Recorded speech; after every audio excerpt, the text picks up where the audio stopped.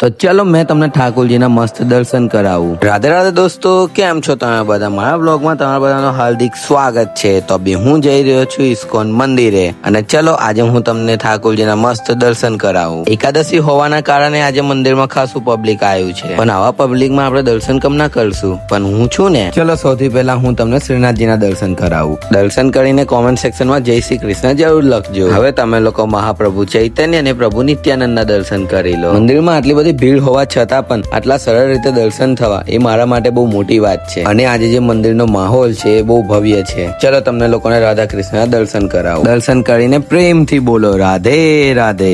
તમારી સાથે સાથે મેં પણ દર્શન કરી લીધા। જો તમને પ્રભુ જગન્નાથ, દેવી સુભદ્રા અને બલરામ દાવના દર્શન કરાવું। બોલો જય જગન્નાથ। અને જે લોકો ડાકોર નહીં જઈ શકે એમને રણછોડરાયજીના દર્શન કરાવું છું। બોલો જય રણછોડ। તો આજનો વ્લોગ અહીં સુધી જ હતો। જો તમને લોકોને આ વ્લોગ પસંદ આવ્યો હોય તો વિડીયો લાઈક, શેર, કોમેન્ટ જરૂર કરજો। મળ્યાના નેક્સ્ટ વ્લોગમાં। રાધે રાધે।